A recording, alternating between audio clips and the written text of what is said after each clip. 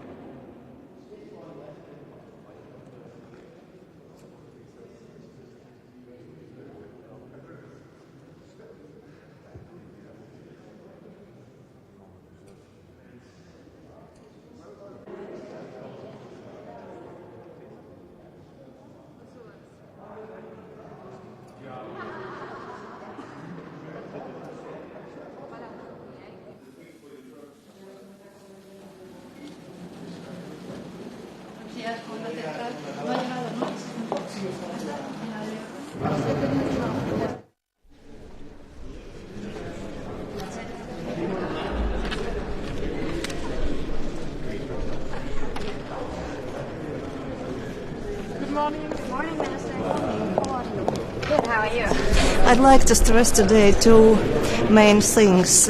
It's important to concentrate and to increase our military assistance to Ukraine and to boost our national defense industries. Latvia's military assistance to Ukraine exceeds 1% of our GDP.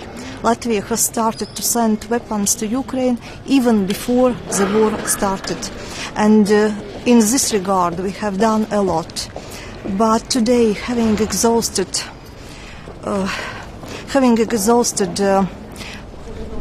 possibilities in this regard, today we concentrate to train Ukrainians in Latvia, and quite recently, just some days ago, we announced a very ambitious training program together, or joint training program with Canada, and Canada will provide instructors, and Latvia will provide infrastructure, living costs, transportation costs, as well as instructors and all other costs. And boosting our national defense industries is very much needed. We all see that Ukraine needs weapons, Ukraine needs ammunition, and Latvia is concentrated on production of ammunition. Yes, there is initiatives in production of small caliber ammunition, but we see that large caliber is very much needed. So there must be investments. We should plan on some joint programs in Europe as well. Thank Minister, you. on the fighter jet coalition, do you favor that? Latvia, unfortunately, Latvia don't have fighter jets, but we sent Stingers to Ukraine even before war started. And quite recently, I've announced that all our Stingers we have left will be sent to Ukraine. Thank you. Thank you. Good morning. Good morning. How are you? Hi, good morning. Of course, still the main focus is on Ukraine. We all understand that. And we're happy that we have also Jens Stoltenberg here today, and we can actually go into deep what we can do more in order to help Ukraine. But on the other hand, still we need to push more also inside inside that council politically, to have the consensus and to have the understanding that to achieve 1 million rounds for Ukraine, everybody needs to do more. Of course, good to see that all these three pillars, what we have foreseen, they are activated, but still a lot more has to be done. And for that we need first political understanding among each country's government that we need to order from the industry. And that also, we have to put some more money in, because when we take in general, then European countries have put 30-40 times more into coming out from the COVID crisis, and also for the energy subsidies. And taking into account that this 3.5 billion, which have not been yet decided, this is approximately 0.03% of our GDP. So it's not much. So this is why political leadership has to be shown here today. When will the EU finally do a joint purchase? Some countries are doing that already. Also, Estonia is doing some joint procurements. Now it's the question that can we increase this, and can we have more joint procurements? But it's up to the government, so it's not even for the EU. So it's one option. Yes, is to use European Defence Agency, but on the other hand, we know that many countries are doing that jointly also today. So we just need to broaden this view from the countries that yes, it's much more wise to do it jointly. But is the goal of 1 million still realistic? It is realistic, and I do believe that Commissioner Breton, who has done a great job also going around the industries, will have a very good overview today that what is the current situation, how much we have already given. Estonia has done our share, so this is yes, I believe that it is possible. So, Minister, what's your message to Hungary, which is holding up the allocation of 500 million euros from the European Peace Facility to Ukraine military aid? The message is that don't do that. Ukraine needs that money, and Ukraine needs our help if they want to be successful, because even when we take this counteroffensive today, so please do not put any pressure on Ukrainians, because this is just one step in many steps what Ukrainians have to do. But in order to give them a chance, we need here in European Union to help them, and no country in European Union can just stop that to help Ukraine. Minister, what do you make of the fighter jet coalition? I know Estonia doesn't have fighter jets, but now that the word is out and the US gave their okay, do you think that the European countries who do have F-16 should deliver it as soon as possible? My position has been very clear, crystal clear all the time, that we have to give to Ukraine all the means what they need. It was the same with the tanks at the beginning, that it was a shakiness that we cannot give them, or it takes still some time. With F-16, with the fighter jets, it's a bit more difficult, because you need to have the airfields, you need to have the supply chain, you need to train the pilots. So it's much more complex as it is with the tanks. But nevertheless, as the starting point has already, or is in past, then definitely, as sooner we can get ready with this training, and we are ready with this training, I believe that we will see quite soon also the F-16s in Ukrainian skies. Does Estonia contribute in any way, even though you don't have the planes, but maybe when it comes to training? So when we talk about the fighter jet coalition, then yes, it is very difficult for us to contribute. But we will do different other things. We are doing training, and we will continue with training also on Estonian soil. And we are giving some other means, and then some, let's say, some things what are not so open to see. And definitely Estonia is ready to continue our help to Ukraine, and we will do that. So our share still is over 1% of our GDP. And when we take all the European countries or all the Ramstein format countries, then this aid in the same amount, 1% of GDP, could be $500 billion. There is a shortage of nitrous cellulose to produce ammunition. Do you discuss this problem? Do you have solution inside? Looking at the industry, then this was exactly one reason why we started this 1 million round initiative, to ramp up and increase the production capacity in Europe, because we know that even helping at the moment Ukraine from our own stocks, we still need to replenish or restock our own warehouses, and we know that each country who has the industry should also ramp up the production. But on the other hand, each country has to make the contracts. When we have the contracts, then the industry can produce. And as I understand today, the industry's message is clear. They can produce more. Now it's up to the political will to give the contracts, and then we can see also the ramping up of the production. So thank you very much. Many ministers are waiting. Thank you. Jo, det er jo bestemt en historisk dag, hvor vi nu formelt tiltræder PESCO-samarbejdet. Det gør jo også, at vi nu har ryddet alle forhindringer af bordet i forhold til at kan samarbejde på EU's forsvarsdimension. Så det er en rigtig god dag for Danmark. Hvad betyder det helt konkret for Danmark? Bliver vi et mere sikkert land af det her? Vi får i hvert fald nogle bedre muligheder for at samarbejde på andre måder, end hvad vi har gjort før. Vi har jo haft vores forsvars- og sikkerhedssamarbejde i rammen af NATO. Det er jo stadigvæk hjørnesten for Danmark. Men derudover kan vi nu tilslutte os og være med i nogle samarbejdsprojekter, som gør, at vi får nogle bedre redskaber, end vi har haft før på forsvarsområdet. Giver det mulighed for en stærkere nordisk dimension i det europæiske forsvarssamarbejde? Jamen, det giver jo muligheder for mange ting. Ja, sandheden er jo, at meget forandrer sig i de her år, og ikke mindst inden for det seneste halve år. Nu har vi jo set, at Finland er blevet medlem af NATO. Vi håber jo, at Sverige bliver medlem lige om lidt. Det kommer også til at give os nogle andre muligheder i forhold til det nordiske samarbejde. Det havde jeg faktisk mulighed for at diskutere i går, da jeg var i Warszawa. Så altså, vi får jo en langt større bane at spille på, end vi har haft før. Et af de projekter, som vi er interesseret i at deltage i, handler om militær mobilitet. Hvad er det, der er problemet, og hvad er det, Danmark skal bidrage til at løse der?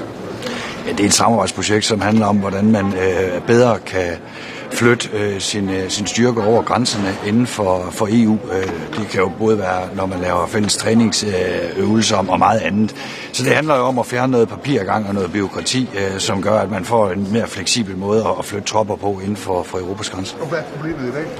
Ja, det er jo, at det er meget tungt, og hele spørgsmålet omkring, at hvis man skal deltage i nogle øvelsesaktiviteter, så kan det være meget, meget bureaukratisk.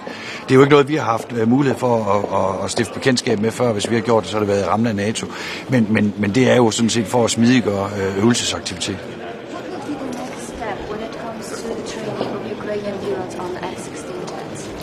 Yeah, hopefully we will be able to have a discussion in the coming weeks about how to form a jet coalition, and we have been quite outspoken in the meeting yesterday in Warsaw, and hopefully Denmark can be a leading part in that discussion.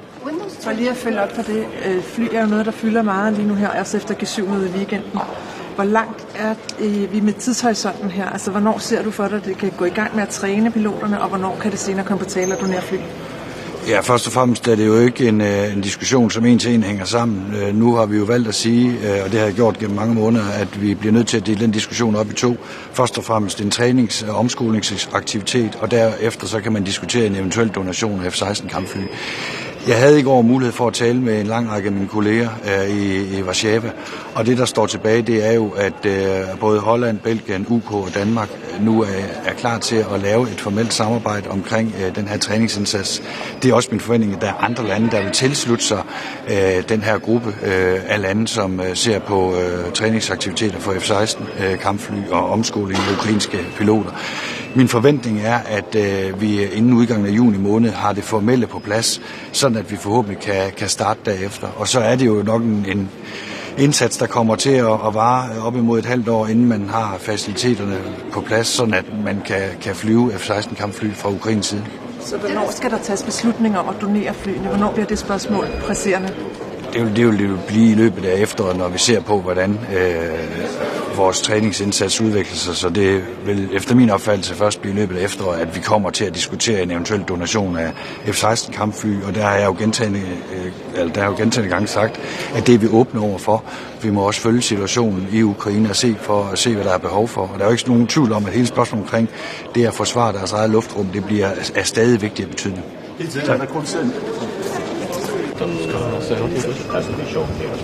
When will the EU finally do a joint purchase? Good morning, everybody. We are excited about the meeting today. We're going to be first having an EDA meeting where we're going to be discussing the lessons learned from Ukraine, also for European security and defense policy. I think that the EDA has provided a very interesting report that we're going to be used for further work.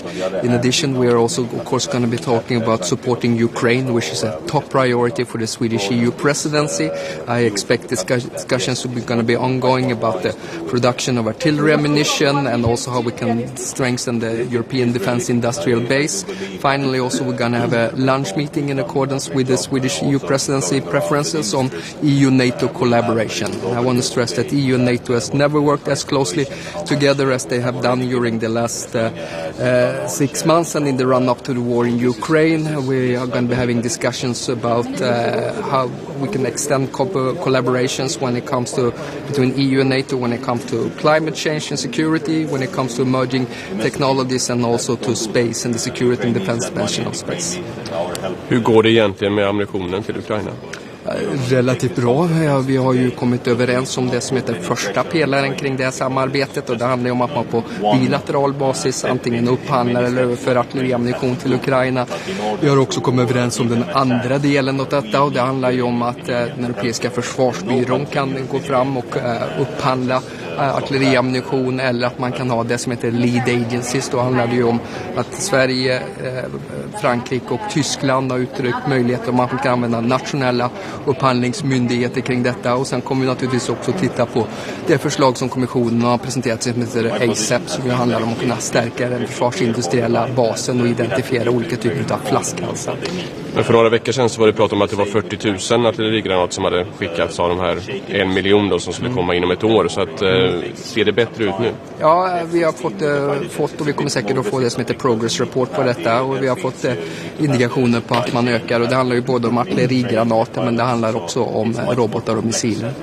Att Ungern, åtminstone ett land, Ungern, verkar blockera mer stöd till fredsfaciliteten. Är det ett hinder i det här? I huvudsak så verkar det vara en bilateral fråga mellan Ungern och Ukraina, men det är naturligtvis väldigt viktigt att vi kan lösa ut den här frågan så fort som möjligt, och jag vet att det försiggår samtal för att man arbetar med frågan. Om man inte löser den frågan då kan det påverka stödet till Ukraina? Det är naturligtvis, nu är time of the essence som det heter på engelska. Det är viktigt att vi kan agera skyndsamt, och då hoppas vi förväntar oss att man kan lösa ut frågan så fort som möjligt. Vad tycker Sverige om ASAP? Ja, intentionen med ASAP tycker vi är bra, att man skapar förutsättningar för att komma åt olika typer av flaskhalsar som finns för produktion av artilleriammunition. Sen kan man ha synpunkter på en del av detaljerna, och det kommer vi få diskutera i på dagens möte. Som var pengarna kommer ifrån eller vart de liksom ska tas, EU-budget, nationella pengar, är det en svår fråga? Ja, det är sådana diskussioner som man kommer att diskutera. I grunden handlar ju detta om att vi har en försvarsindustriell bas i Europa för fredstida förhållanden. Nu måste vi öka produktionen av framförallt då artilleriammunition, och det handlar ju också om att trycket på den industriella basen är tungt både på grund av stöd till Ukraina men också på att det är många länder som upprustar samtidigt nu. Jag tycker det är naturligt att man tittar på vad vi kan göra på europeisk grund också för att stärka den industriella basen. Och vad betyder det för svensk försvarsindustri just det här förslaget? Ja, att vi har en stark försvarsindustri även på det här området. Vi har ju åtminstone 4 producenter som gemensamt utvecklar artillerigranater. Jag har själv besökt dem i Karlskoga och vi tittar på vad vi kan göra nu för att skapa förutsättningar för att öka produktionen kring detta. Det kan handla om att man till exempel lagerhåller olika typer av insatsvaror. Man kan behöva jobba på till exempel nordisk grund. Vi har ju ett försörjningssäkerhetsavtal mellan Sverige, Norge och Finland på det här området, och man kan också behöva arbeta inom EU och NATO. Allt fler länder som pratar om stridsflygplan till Ukraina. Ändrar det någonting vad gäller Sveriges syn om JAS till Ukraina? I grunden så handlar ju detta om att vi har ett behov av att skydda vårt eget territorium, och de gripar som vi har, de har vi behov av att skydda för Sverige, så vi har inget överskott av Gripenplan. Det har ju också att göra med att Ryssland nu är kraftfullt försvagat när det kommer till sina markstridskrafter, men när det kommer till sina sjöstridskrafter och luftstridskrafter är de ju närmast intakta. Så vi har inte några gripar att avvara. Jag vet ju naturligtvis att både Polen och Slovakien har skickat MiG-31, och det är ju helt naturligt med tanke på att MiG-31 är ett plan också som Ukraina redan är utbildade på, man har och man kan underhålla. Och sen så går det ett arbete nu också med en typ av F-16-koalition. Vi har ju inga principiella invändningar mot att Ukraina får tillträde till stridsflyg, det är naturligt. Man tänker, kan Sverige vara med och delta på något sätt i utbildning av piloter? Är det ju JAS ett annat plan än F-16? Ja, det får man väl titta på i så fall då, men grunden ska väl vara att man ska utbildas på den plattform som man sen ska operera på. Det är ju det som det blir det mest effektiva utbildningsinsatsen. Danmark tar nu officiellt steget fullt in i EUs försvarspolitik. Vad betyder det för Sverige? Ja, det är i grunden mycket bra, och det handlar ju om att vad vi ju ser nu på grunden som en konsekvens av kriget i Ukraina är ju dels ett fullvärdigt finns NATO-medlemskap, att Sverige är på väg in i NATO, men också att Danmark nu då är fullt ut integrerad i EUs säkerhets- och försvarspolitik. Det stödjer ju också det arbete som vi gör med att se till att få ett ännu närmare effektivare samarbete mellan EU och NATO genom att man får de här överlappande medlemskapen. Precis som du nämnde så försöker Sverige också stärka samarbetet med NATO. Kan man de här förändringarna tyda på att man kommer att se en starkare nordisk dimension i europeisk försvarspolitik? Jag hoppas det. Det är ju en av fördelarna naturligtvis för Sverige och naturligtvis också för Finland att vi faktiskt får en plats vid bordet vid Nordatlantiska rådet. Det fattas viktiga beslut som påverkar vår säkerhet, och genom vårt medlemskap så har vi naturligtvis möjlighet att både påverka och ta ansvar för beslut som också är helt avgörande för vår egen säkerhet. Så genom ett NATO-medlemskap så får ju Finland och Sverige också få mer säkerhetspolitiskt inflytande och det är precis samma uppfattar jag med Danmark. Genom att man nu då är fullt ut integrerad i en säkerhets- och försvarspolitik så får man också inflytande och möjlighet att ta ansvar för utvecklingen på det politikområdet. Om NATO där, du ska inte ha några samtal med din ungerska kollega? Inte som vi är inplanerade med idag. Det kommer säkert finnas tillfälle för det längre fram. En kort till fråga om NATO. Vad är senaste signalerna när det är möjligheten att Sverige blir medlem innan Vilniusmötet? Det jag märker är ett ökande momentum för att Sverige ska bli fullvärdig medlem av NATO. Jag kom hit direkt från Warszawa där vi träffade 11 av mina kollegor och alla de länderna sa att det är mycket viktigt att Sverige blir fullvärdig medlem så fort som möjligt och till NATOs toppmöte i Vilnius. I grunden har ju detta och också att göra med att nu förstärker NATO sin regionala planering, och då blir det ju extra viktigt att Sverige också kan integreras i NATOs gemensamma försvarsplanering. Genom ett svenskt NATO-medlemskap kan vi också erbjuda NATO ökat strategiskt djup, och det förenklar naturligtvis försvarbarheten både för Finland och de baltiska länderna och konsoliderar hela den norra flanken. Minister concerning F-16. Vad innebär ökat momentum konkret? Vad handlar det om? Att vi märker ett starkt stöd för den svenska ansökan. Jag tycker det var en tydlig signal för det amerikanska engagemanget både för vår säkerhet och för vår NATO-ansökan när första gången på 23 år att vi får besöket av en amerikansk försvarsminister. Secretary Austin var ju i Stockholm för 3 veckor sedan och budskapet där var ju väldigt tydligt att Sverige behöver bli medlem så fort som möjligt och det är viktigt att vi blir medlem till NATOs toppmöte i Vilnius. Concerning the air fighters ministers, the F-16 fighters, how fast this could be done and how it will affect the war? I think that question should be directed to the countries that are contributing to F-16. Sweden is not operating F-16. We take note that the Netherlands and the UK have signaled that they want to provide training and also possibly also F-16 to Ukraine, and we think it's natural that that's being done. So we have seen no inhibitions from the Swedish side on this. Depending on the current situation, do you think that the air fighters, from a military point of view, is the thing that Ukraine needs really, or they need something more urgent? Well, what is rampantly clear is that it's very important for Ukraine to assure air defense, and therefore Sweden has provided various forms of air defense systems and other countries as well. And of course, for the Ukrainians to have fighter aircrafts is a way also to enhance their air defense capabilities. I think in that regard it's important for them. De 4 svenska tillverkarna av artilleriammunition, jag försöker tänka här, vilka mer kan du nämna? Saab Dynamics, det är Nammo, det är Bofors BAE Systems och det är Jurenko. Jurenko, ett franskt företag som finns där. Så de agerar som ett ekosystem av delkomponenter till artillerigranater. De samverkar oerhört nära det vi kallar för det kinetiska klustret i Karlskoga, som är ett av de starkaste klustren i Europa när det kommer till produktion av olika typer av ammunition. Och hur mycket kan de öka kapaciteten för det? Ja, vi för en dialog med dem och framförallt så gör Försvarets materielverk med det, och vi har också fått olika förslag vad vi kan göra från statens sida för att underlätta den produktionen. Vad är det för förslag? Ja, det kan ju handla om olika typer av investeringsbehov, det kan handla om olika typer av miljötillstånd som de kan behöva, eller det kan handla om behovet av gemensam upphandling av insatsvaror med mera. Utbildning, få tag på folk är inte det lättaste kanske, om man ska öka produktionen snabbt. Det är en av de sakerna också som man har pekat på också naturligtvis, på att man ser till att man säkrar personalförsörjningen, och vissa av de här företagen har ju gått upp till 3 skift och vissa har sagt att de eventuellt har möjlighet att gå upp till 5 skift och så vidare. Okej. Bra, tack. Tack.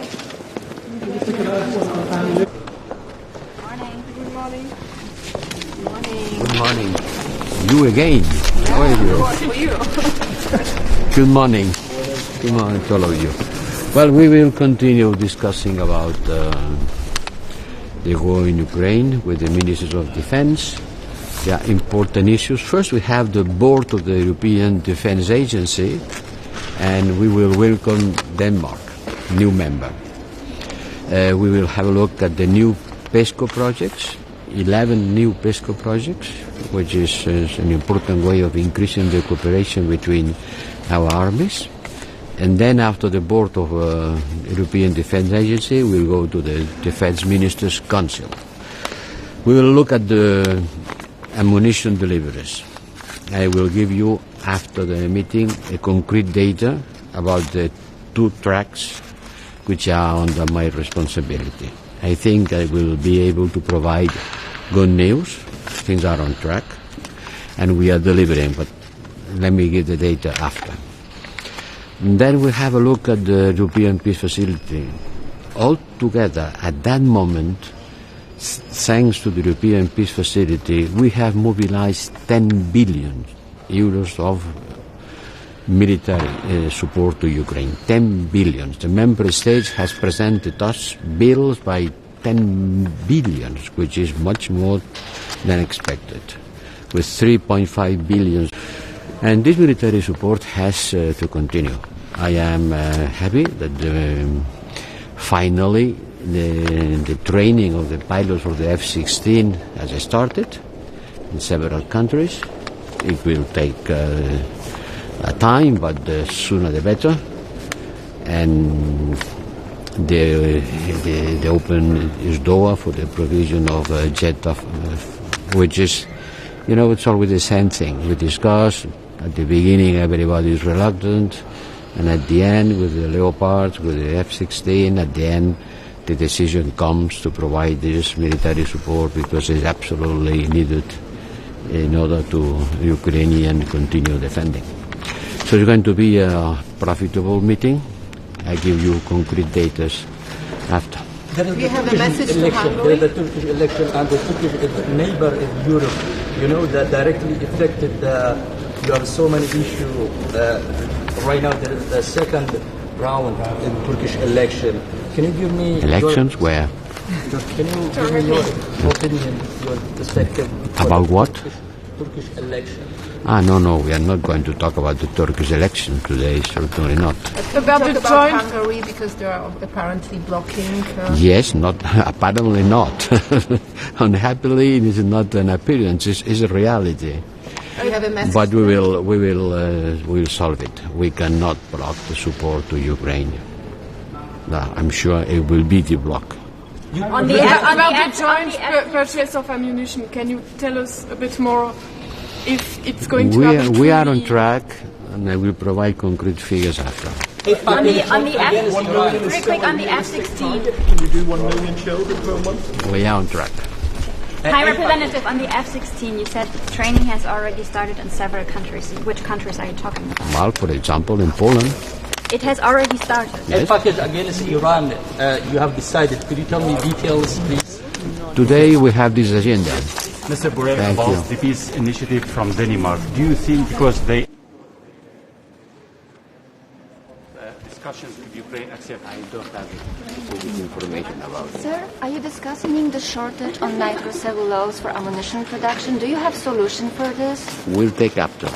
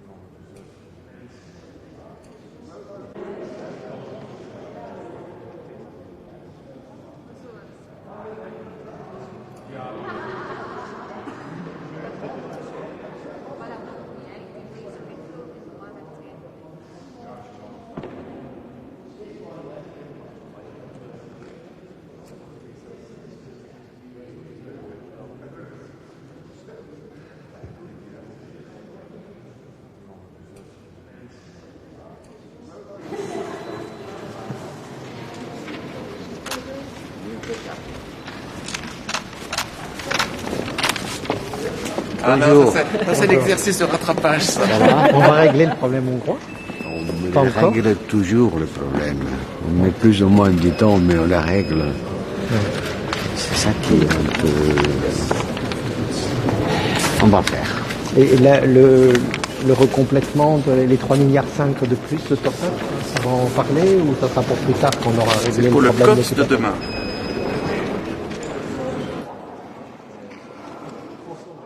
Yes, good morning, greetings from Finland. Good to be here with good friends from European Union. We are discussing, of course, how to help Ukraine in this horrible war, how to speed up production of defense material in Europe. Also, I have to say that it's good to have Denmark also in European Defence Agency's meeting this morning. Denmark hasn't been there before. That's a good step forward. As you might know, we have in Finland the governmental negotiations are ongoing at the moment. It might take some weeks, then we get the new government in Finland. But I'm sure that the line of foreign and security policy will stand, and we keep assisting Ukraine also in the future. Thank you.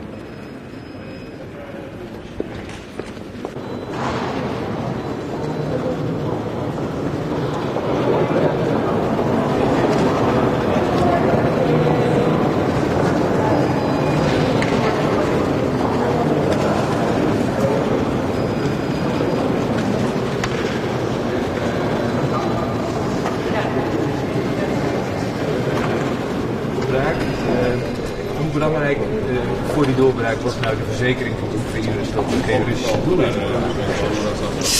Nou, om te beginnen, ik vind het echt ontzettend belangrijk dat de Verenigde Staten groen licht hebben gegeven voor het gaan trainen van Oekraïense piloten op de F-16. Wij werken daar al een tijdje aan met een aantal bondgenoten en ik heb steeds gezegd, het kan alleen met Amerikaanse toestemming. Die is er nu.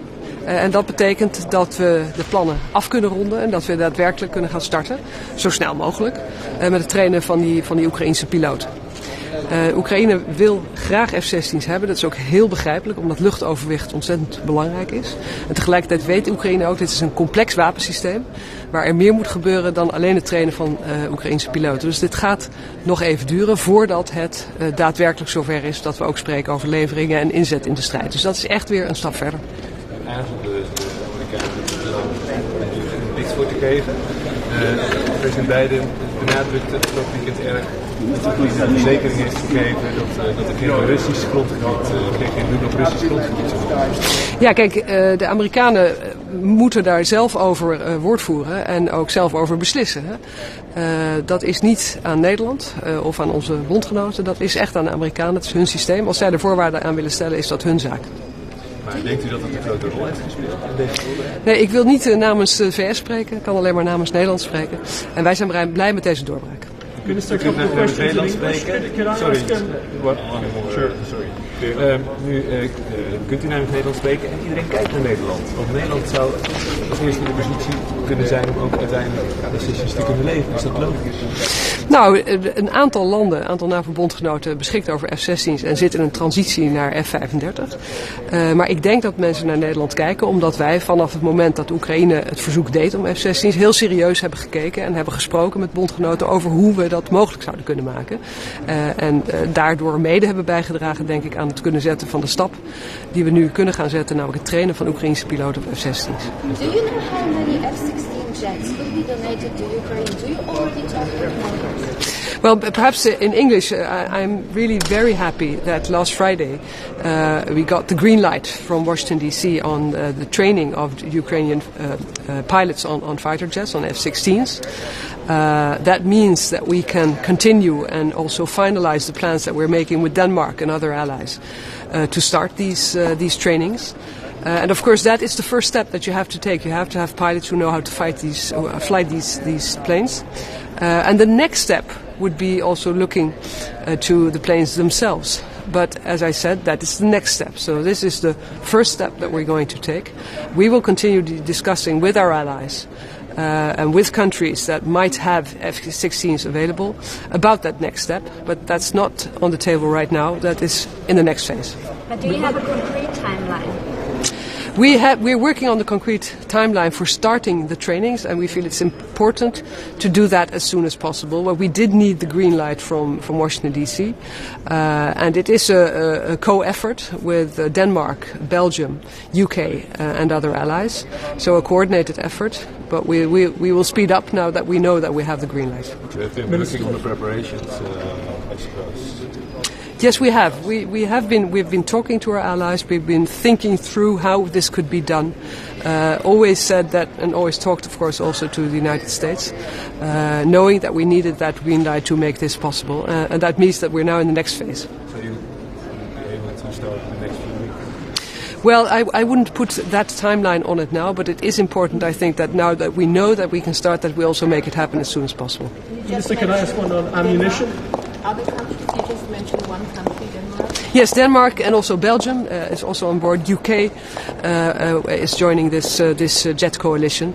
And of course, now we're also starting talking with other countries, because now that we have this green light from Washington, it means that other countries could join this coalition. Also those that don't have F-16, maybe they can support in another way. UK, for instance, doesn't have F-16s, but they support the coalition and are willing to contribute also with other means. Minister, on ammunition, do you think this 1 million is still a realistic target? We're hearing that not much has come from track 1 of the plan. Track 2 was held up by wrangling over the origin of the production. Is that still a realistic target, and what needs to be done if you're to hit it or even come close? Well, I think the most important is what does Ukraine need? And Ukraine needs ammunition, and a lot of it.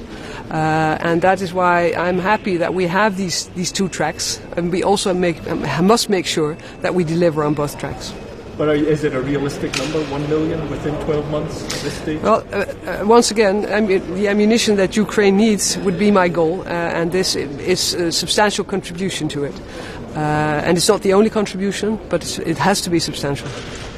The High Representative last night he said that Ukraine is counting the delay in human toll. Yeah. Would you repeat these words?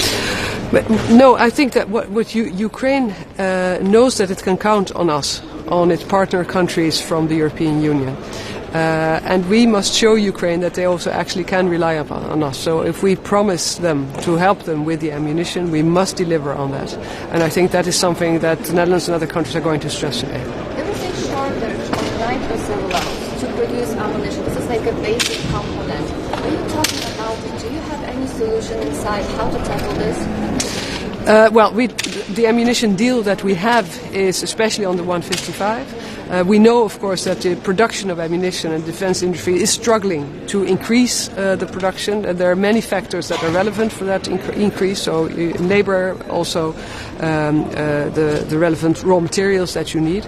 So that has to be on the table, and that is something that also the Commission and also Member States have to talk to their industries about. Thank you very much. In English or Swedish? Do it in English and you'll understand. How many countries do you think would take part in the F-16 alliance?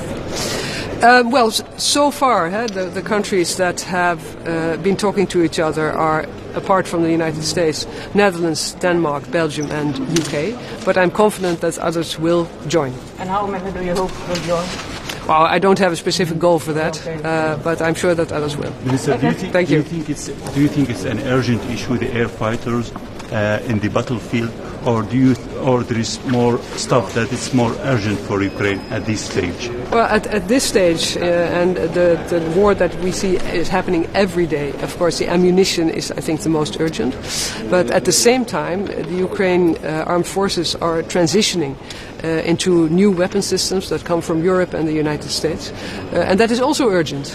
I'm afraid that we don't know how long this war will be going on, but we know that Ukraine will have to be able to defend itself for as long as it takes in the war and also after the war. So investing in, for instance, training Ukrainian pilots on the F-16s is of course something that will take effect later on in the war or after the war, but it's always a good investment because it's an investment in the security of Ukraine.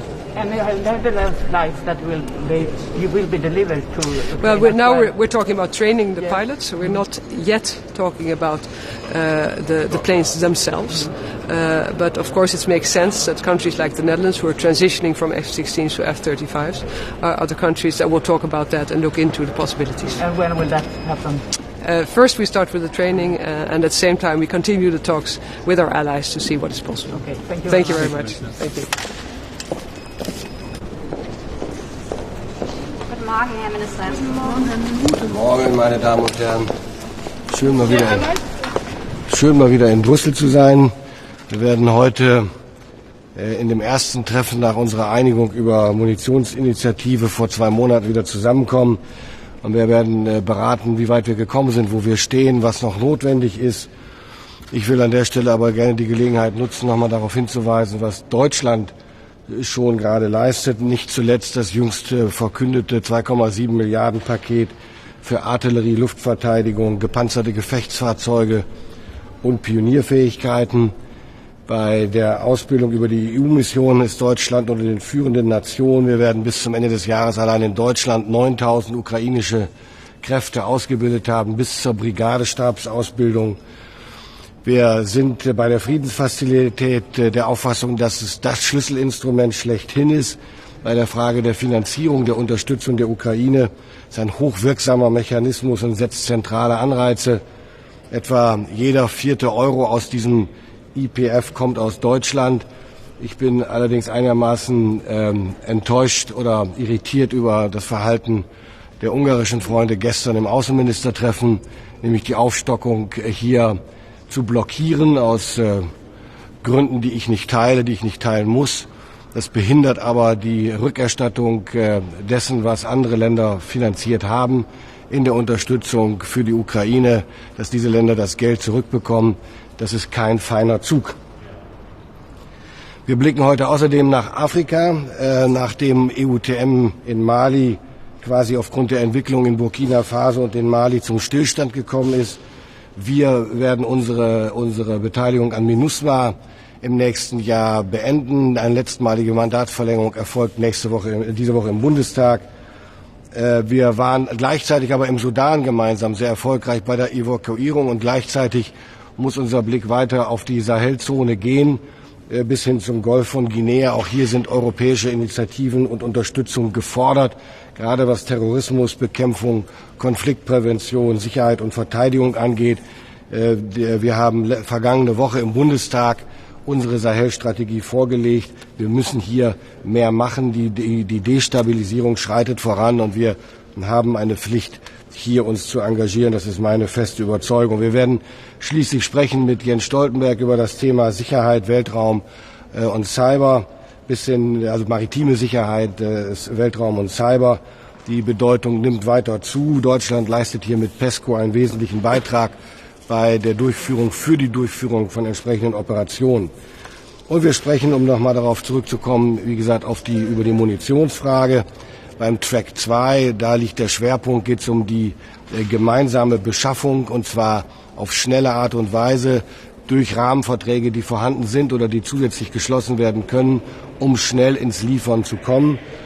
Und beim Track 3 geht es dann eben natürlich so schnell wie möglich zu liefern und so viel wie möglich, aber es muss um pragmatische Lösungen gehen und nicht um den Versuch, durch Dirigismus Einfluss zu nehmen auf das, was Rüstungskonzerne leisten können und sollten. Pragmatische Lösungen, Kooperations- und zielorientierte Lösungen sind hier der Schlüssel. Dafür werden wir uns weiter einsetzen. Vielen Dank soweit. Herr Minister, die F-16-Koalition. Deutschland hat keine F-16, aber wie könnte sich Deutschland trotz allem beteiligen? Die Möglichkeiten wären dafür außerordentlich beschränkt und werden gerade geprüft. Was wäre das zum Beispiel? Darüber würde ich jetzt ungern spekulieren. Die ein paar Möglichkeiten, die es theoretisch geben könnte, die prüfen wir gerade und dann werden wir sagen, ob wir diesen Beitrag leisten können und wollen. Aber er ist nicht maßgeblich, weil wir einfach keine F-16-Flugzeuge haben und auch bei der Pilotenausbildung mutmaßlich nicht besonders viel helfen könnten. Wann wird die EU eigentlich endlich gemeinsam Munition einkaufen? Sie ist ja dabei. Die Europäische Union ist ja dabei, aber einkaufen können sie nur das, was auch hergestellt werden kann. Und die Rüstungsindustrie baut die Kapazitäten auf, hat damit begonnen. Und trotzdem brauchen sie Zeit, bis Munition fertiggestellt ist. Wir alle mussten lernen, bis vor einem halben Jahr hat das, glaube ich, noch niemand gewusst oder kaum jemand, der nicht Experte war. Wenn Sie Pulver, Explosionsstoff für Munition, gerade für die große Munition herstellen, muss diese ein halbes Jahr lagern, bevor sie verwendet, weiterverarbeitet werden kann. Diese Zeiträume können Sie nicht überbrücken, Sie können sie nicht beschleunigen. Das heißt, Produktion braucht ihre Zeit. Wichtig ist, dass wir gemeinsam bestellen. Das tut die Europäische Union über ihre Instrumente. Wir tun das als Deutschland über unsere Rahmenverträge, zu denen wir andere Partner einladen. Und insgesamt wird dadurch das Bestellaufkommen für die Industrie erhöht und damit die Planungssicherheit gleichermaßen erhöht und damit kann die Produktion hochgefahren werden. Aber es braucht seine Zeit. Aber ist das Ziel von 1 Million Munition eigentlich realistisch noch? Das wird sich zeigen, das müssen am Ende die Hersteller beantworten. Das hängt nicht an der Frage, ob wir es bestellen wollen und bezahlen wollen, sondern es hängt nur an der Frage, ob es und wenn es hängt nur davon ab, ob und in welchen Zeitraum es hergestellt werden kann. Nochmal eine Nachfrage zu den F-16. Begrüßen Sie das grundsätzlich oder sehen Sie auch ein bisschen das Risiko mit Blick auf die russische Reaktion? Nein, ich sehe das nicht kritisch im Hinblick auf eine russische Reaktion, aber es ist auch nicht meine Rolle, diejenigen zu kommentieren, die sich entscheiden, so etwas zu machen. Ich sehe kein Eskalationsrisiko an der Stelle. Minister, you can always say that what you are giving is more or less and more late. What do you think? Do you think that it's going to be enough, whatever you do in this long-term war? Well, I never heard that before, at least not during the last month, that we do too less and too late. especially Germany, is really much in front. When Zelensky was in Germany last week, he confirmed that very, very clearly. He said Germany is the most important supporter of Ukraine after the US. So this is my answer to your question.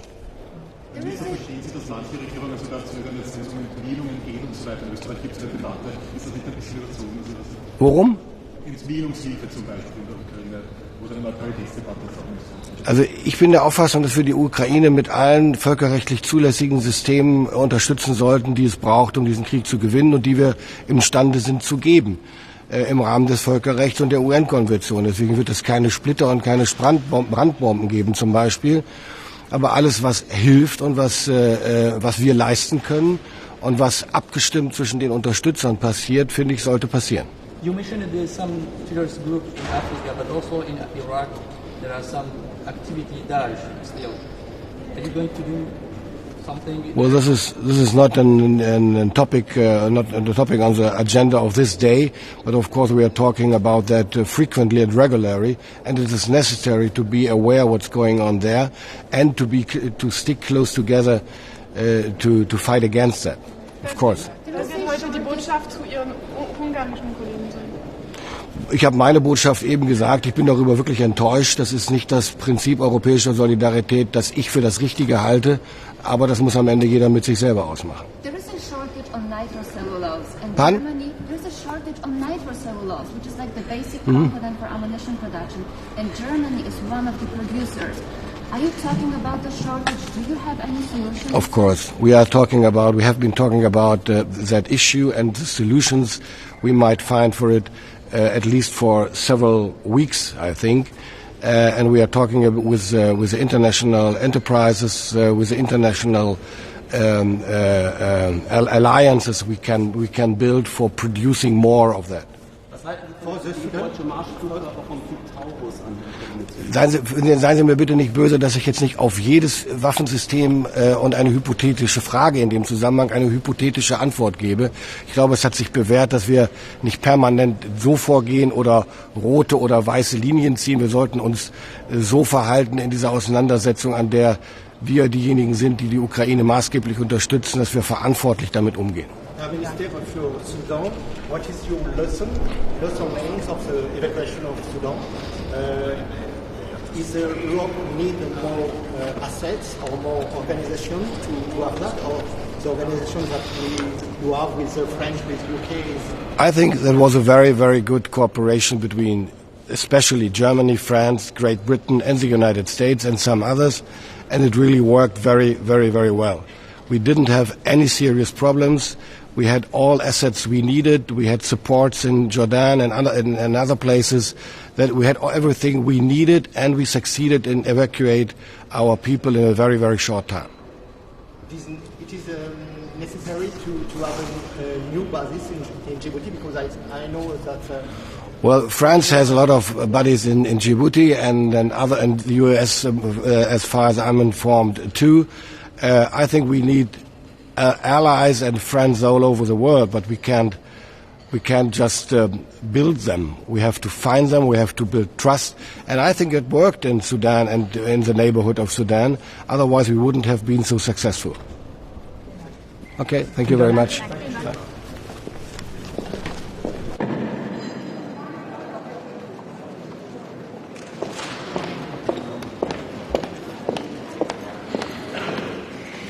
Muy buenos días. Hoy tenemos el Consejo de Competitividad, el último Consejo de Competitividad antes de que España asuma la presidencia del Consejo de Investigación y del Espacio. Y, por tanto, venimos con el trabajo hecho para este Consejo de Competitividad, pero también para nuestra presidencia. En cuanto a este Consejo de Competitividad y en investigación, lo que estamos haciendo es trabajar en el seno de la Unión Europea hacia la transición hacia la ciencia abierta. Para nosotros la ciencia es un bien común, un derecho de acceso de toda la ciudadanía, la sociedad, a los resultados de la investigación científica, y está alineado precisamente con nuestra Estrategia Nacional de Ciencia Abierta. Y en cuanto al espacio, lo que venimos es a seguir trabajando por un uso del espacio justo y sostenible, en línea con el esfuerzo que estamos haciendo desde nuestro país. Sabéis que estamos invirtiendo históricamente en ciencia y también en espacio en nuestro país, y el resultado han sido esos 2 nuevos astronautas en la carrera del espacio dentro de la promoción de astronautas de la ESA, Sara y Pablo, también la creación de la nueva Agencia Espacial Española y, en definitiva, toda la apuesta que estamos haciendo por ese sector que consideramos un sector de oportunidades. Y en los 2 sentidos, bajo la presidencia española, vamos a celebrar los encuentros informales. Uno va a ser el de investigación en los días 27 y 28 de julio en Santander. Y el del espacio, que se va a celebrar una semana del espacio en Sevilla del 6 al 10 de noviembre.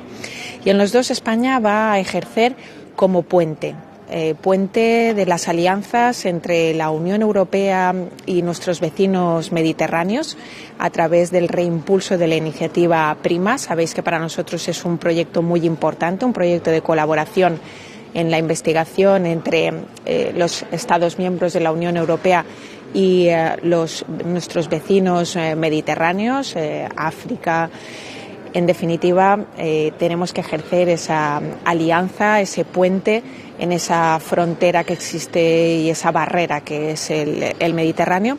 Y en cuanto a espacio, lo que vamos a hacer es celebrar también un encuentro con los países latinoamericanos, de manera que también vamos a hacer de puente, en este caso del Atlántico, entre la Unión Europea y los países latinoamericanos. Muy ilusionados con la presidencia del Consejo Europeo por parte de España.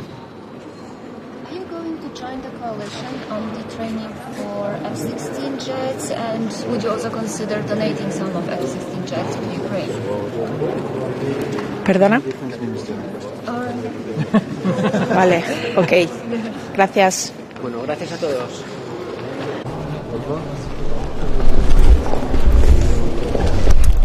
Good morning. Good morning. The topic of today's meeting is about the openness at the same time and the security of knowledge and research knowledge, which I think is very important in the current geopolitical situation as well. We have lots of insecurities about the use and abuse of the scientific knowledge and scientific infrastructure of Europe as well. And of course it's very heavily affected by the ongoing war against Ukraine. And I would like to stress here that it's very important, and we consider in Estonia it's very important, that the European Commission has taken steps to integrate Ukraine into the European research area by opening the Horizon office in Kiev soon. And Ukraine needs all our support. And Estonia is very much ready to help Ukraine in restructuring its research, because we have done this since 1991 quite successfully, and we have experience in that. And last but not least, I think we all member states need to acknowledge that it's our duty to help very soon as possible, to stop this war. And in this situation, all sanctions that we have agreed on against Russia are important to hold, including the sanctions against cooperating with Russia research and Russian researchers. So thank you very much.